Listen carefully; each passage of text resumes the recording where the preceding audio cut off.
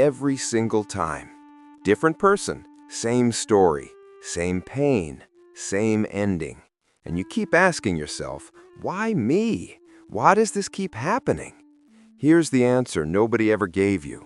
That pull you felt toward them, that instant something about them feels right feeling, it wasn't chemistry, it wasn't fate, it was your nervous system recognizing a pattern it already knew, a pattern that was built long before you ever met them.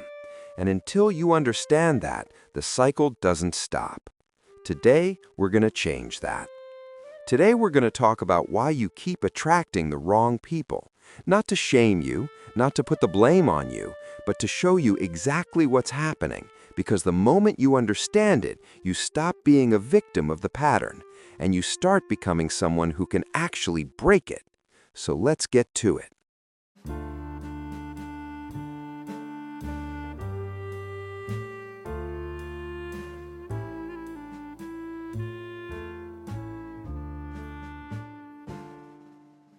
First, your nervous system mistakes familiarity for love.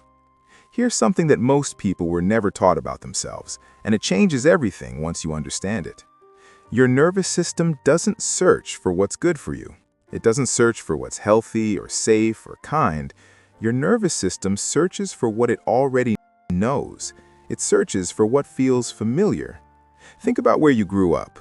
Think about the people who raised you. Think about the emotional environment you were surrounded by as a child, before you even had words for it. If there was a lot of tension in your home, your nervous system learned that tension is normal. If the people around you were emotionally unavailable, present in body but absent in connection, your brain learned to read that distance as what love looks like. Not because something was wrong with you, but because your brain was doing exactly what it was designed to do. It was building a map of what the world is, what relationships feel like, and what to expect from people. And here's where it gets interesting. That map doesn't disappear when you grow up and leave home. It comes with you. It sits quietly in the background of every relationship you enter, every person you feel drawn to, every dynamic you find yourself in. So when you meet someone stable, someone who's consistent, calm, and genuinely kind, something inside you might feel flat, bored, like something is missing, like the spark isn't there. And you might walk away from that person convinced you just didn't feel a connection. But then you meet someone who triggers that old, familiar anxiety, someone who runs hot and cold, someone who makes you feel uncertain, like you have to earn their attention, prove your worth, or work to keep them close. And suddenly your brain lights up. It says, yes, I know this. This feels real. This feels like home, even if home was never a safe place to be. That pull you feel towards certain people, that instant chemistry, that I don't know what it is about them feeling, a lot of the time it's not chemistry, it's memory. It's your nervous system recognizing a pattern it already knows. And until you recognize that for what it is, you'll keep choosing the same person, just in a different face, a different name, a different set of circumstances. Second, you attract the exact thing you believe you deserve. Now here's the part that people don't always want to hear, but stay with me because this is important. The people who show up in your life don't just appear at random. They enter through the doors you leave open. And the doors you leave open are decided, quietly, unconsciously, by what you believe you're worth. Think about the last relationship that hurt you, or the last person who treated you in a way you knew wasn't right. Now be honest with yourself. When did you first know something was wrong? For most people, the answer is early, sometimes even from the very beginning. There were signs, small ones at first, a comment that didn't sit right, a moment where they made you feel small and then laughed it off, a boundary they crossed and then acted like you were being too sensitive. But you stayed. You explained it away.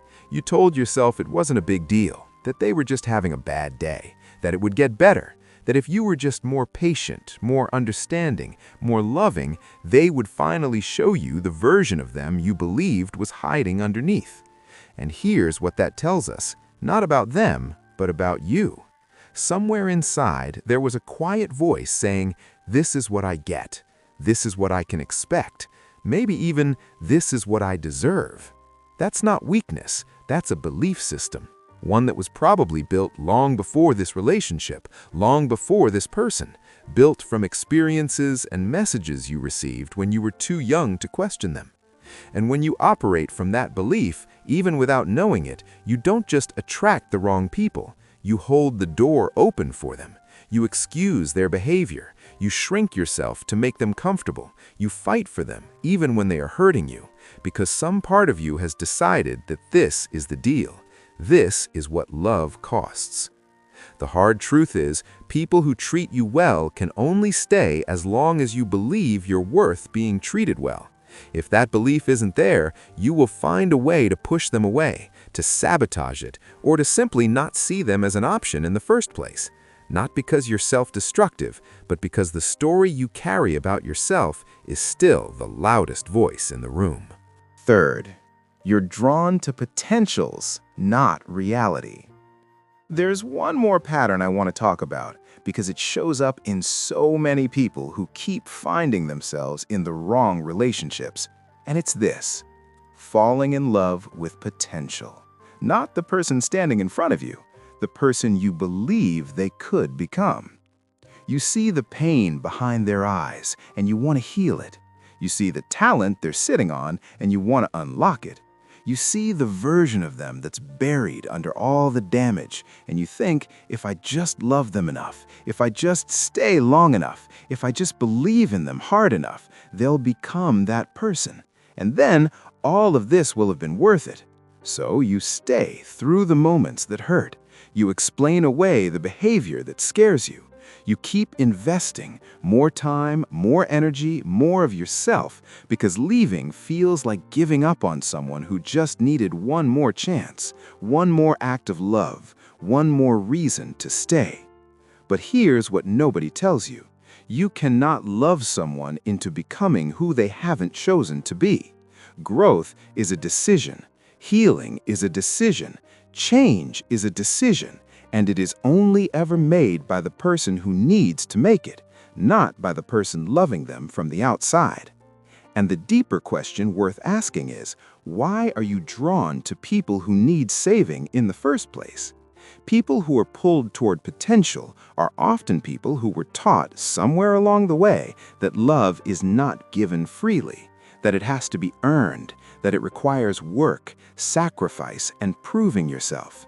So loving someone who is whole, someone who needs nothing from you, someone who simply shows up and stays, that can feel almost suspicious, like it's too easy, like it can't be real, like you haven't done enough to deserve it yet. Now let me give you a simple solution to this. It's how to break the pattern. So how do you break this? Because knowing all of this is one thing. You can understand every word of this video and still walk right back into the same situation next time. So let's talk about what actually moves the needle. Step 1. Get curious about your patterns instead of ashamed of them.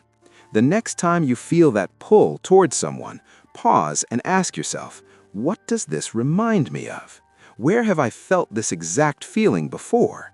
Not in this relationship, but earlier, deeper, before you even knew what relationships were. You're not looking for someone to blame, you're looking for the origin of the map, because once you see the map clearly, you can start to draw a new one. Step 2, learn to sit with the discomfort of something healthy. This is one of the most underrated pieces of advice when it comes to breaking patterns. If calm feels boring, that's information. If consistency feels suspicious, that's information. If someone being straightforwardly kind makes you feel like something must be wrong with them, that is your nervous system reacting to something unfamiliar, not your intuition warning you of danger. The two can feel identical. Learning to tell them apart is everything. Step 3.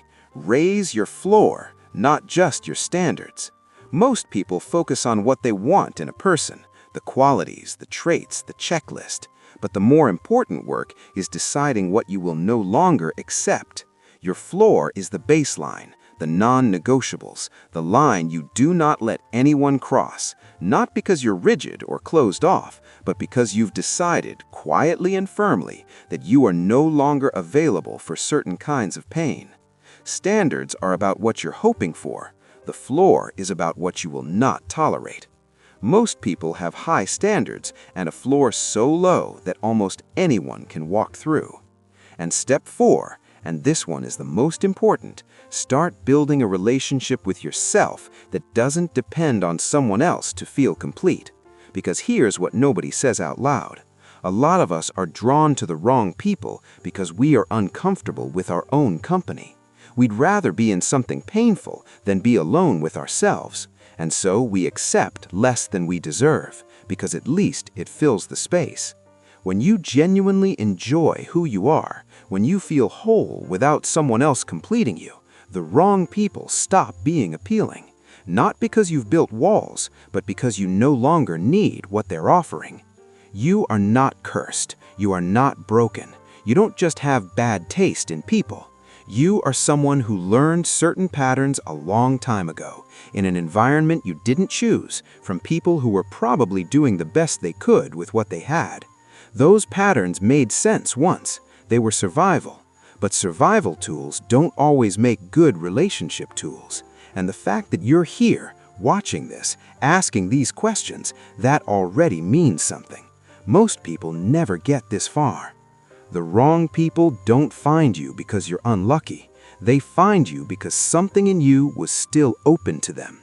And the moment you close that door, not out of bitterness, not out of fear, but out of genuine self-respect, everything starts to shift. Not overnight, but it shifts.